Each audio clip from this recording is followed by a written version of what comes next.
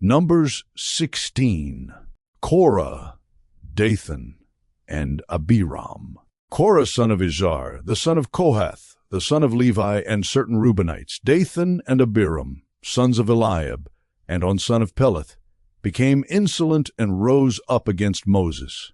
With them were 250 Israelite men, well-known community leaders who had been appointed members of the council. They came as a group to oppose Moses and Aaron and said to them, "You have gone too far. The whole community is holy, every one of them, and the Lord is with them. Why then do you set yourselves above the Lord's assembly?" When Moses heard this, he fell face down. Then he said to Korah and all his followers, "In the morning the Lord will show who belongs to him and who is holy, and he will have that person come near him. The man he chooses he will cause to come near him. You, Korah, and all your followers are to do this. Take censers and tomorrow put burning coals and incense in them before the Lord. The man the Lord chooses will be the one who is holy. You Levites have gone too far." Moses also said to Korah, "Now listen, you Levites. Isn't it enough for you that the God of Israel has separated you from the rest of the Israelite community and brought you near himself to do the work at the Lord's tabernacle and to stand before the community and minister to them? He has brought you and all your fellow Levites near himself. But now you are trying to get the priesthood too. It is against the Lord that you and all your followers have banded together. Who is Aaron that you should grumble against him?" Then Moses summoned Dathan and Abiram, the sons of Eliab. But they said, "We will not come. Isn't it enough that you have brought us up out of a land flowing with milk and honey to kill us in the wilderness? And now you also want to lord it over us. Moreover, you haven't brought us into a land flowing with milk and honey or given us an inheritance of fields and vineyards. Do you want to treat these men like slaves? No, we will not come." Then Moses became very angry and said to the Lord, "Do not accept their offering. I have not taken so much as a donkey from them, nor have I wronged any of them." Moses said to Korah, "You and all your followers are to appear before the Lord tomorrow, you and they and Aaron. Each man is to take his censer and put incense in it, 250 censers in all, and present it before the Lord. You and Aaron are to present your censers also." So each of them took his censer, put burning coals and incense in it, and stood with Moses and Aaron at the entrance to the tent of meeting. When Korah had gathered all his followers in opposition to them at the entrance to the tent of meeting, the glory of the Lord appeared to the entire assembly. The Lord said to Moses and Aaron, "Separate yourselves from this assembly, so I can put an end to them at once."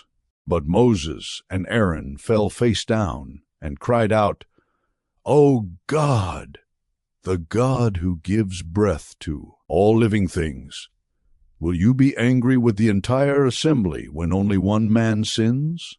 Then the Lord said to Moses, "Say to the assembly, move away from the tents of Korah, Dathan, and Abiram." Moses got up and went to Dathan and Abiram, and the elders of Israel followed him. He warned the assembly, "Move back from the tents of these wicked men. Do not touch anything belonging to them, or you will be swept away because of all their sins." So they moved away from the tents of Korah, Dathan, and Abiram. Dathan and Abiram had come out and were standing with their wives, children, and little ones at the entrances to their tents. Then Moses said, "This is how you will know that the Lord has sent me to do all these things, and that it was not My idea. If these men die a natural death and suffer the fate of all mankind, then the Lord has not sent me.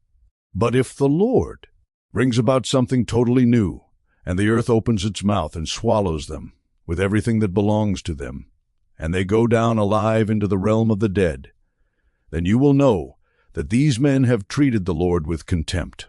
As soon as he finished saying all this, the ground under them split apart, and the earth opened its mouth and swallowed them and their households, and all those associated with Korah, together with their possessions. They went down alive into the realm of the dead.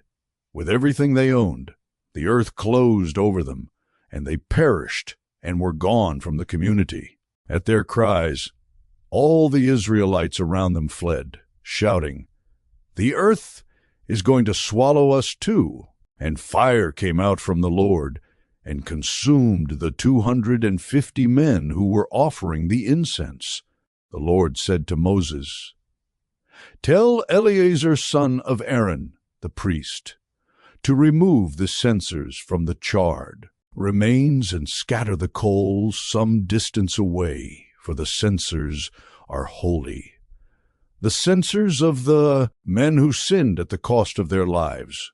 Hammer the censers into sheets to overlay the altar, for they were presented before the Lord and have become holy. Let them be a sign to the Israelites."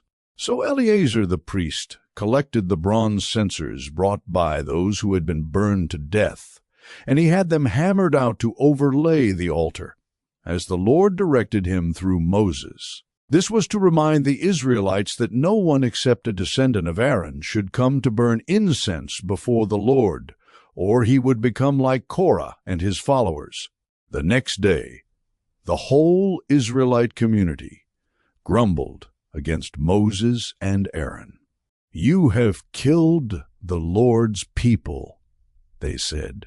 But when the assembly gathered in opposition to Moses and Aaron and turned toward the tent of meeting, suddenly the cloud covered it, and the glory of the Lord appeared. Then Moses and Aaron went to the front of the tent of meeting, and the Lord said to Moses, "Get away from this assembly, so I can put an end to them." At once they fell face down. Then Moses said to Aaron, "Take your censer and put incense in it, along with burning coals from the altar, and hurry to the assembly to make atonement for them. Wrath has come out from the Lord. The plague has started." So Aaron did as Moses said, and ran into the midst of the assembly. The plague had already started among the people, but Aaron offered the incense and made atonement for them. He stood between the living and the dead, and the plague stopped. But 14,700 people died from the plague, in addition to those who had died because of Korah. Then Aaron returned to Moses at the entrance to the tent of meeting, for the plague had stopped.